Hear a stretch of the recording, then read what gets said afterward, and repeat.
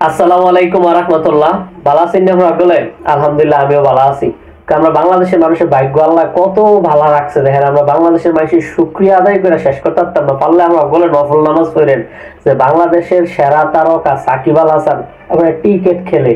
যদি চিন্তা করে দেখেন সাকিব আল হাসান টিকেট না খেলে যদি ফুটবল খেলতো, সাকিব যদি কাবাডি খেলতো অথবা জব্বারের বলি খেলার মতো যদি বলি খেলি না বা কুস্তি খেলুন নইতো বা সাকিব যদি হকি খেলুন নইতো, তাহলে আপনারা যারা ভক্তবিন্দু আছেন না সাকিবের বা সাকিবের যে তারা ফ্যান, সাকিবের যে তারা ফ্যান ফলোয়ার আছেন তারা আর খবর আসলো কি অবস্থা হইতো। আমি খালি এইদিন খুঁজছিলাম মাথায় নালা ঘুমাইতাম, আমার এই চিন্তা ঘুমাই ধরছে না।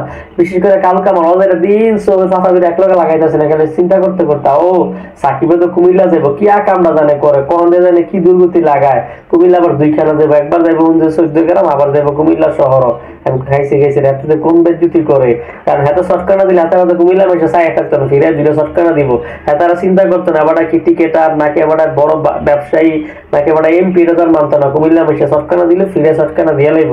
তো সাকিবের যে একটা বড় গোল, সাকিবের যেটা বালা পারে যে সাকিবের ওই যে ভক্তবৃন্দ বা ফ্যান ফলোয়ার ছবি তুলতে গেলে ধীরে ধীরে শটকানা মারে।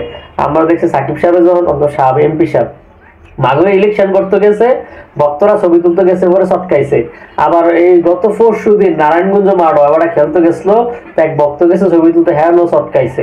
চিন্তা করলাম যে সাকিব টিকিট খেলে, তো টিকিট খেলে দেখে যদি ছক্কা মাইরা অভ্যাস, ভক্ত এলে ছটকা না মারে।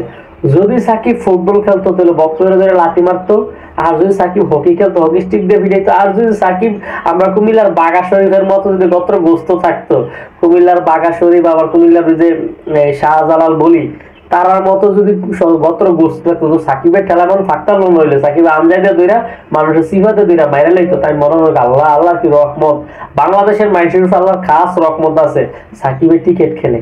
আর যদি সাকিব টিকিট না করে অন্য কোনো দল খেললে বলি খেললে তো অবস্থা খারাপ হয়ে যেত।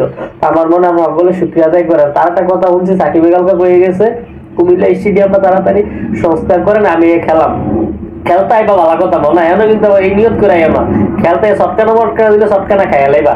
তো ভালো থাকেন সকলে, আরেকদিন আমি একটা নতুন ভিডিও দেয়া। আসসালামু আলাইকুম ওয়া রাহমাতুল্লাহ।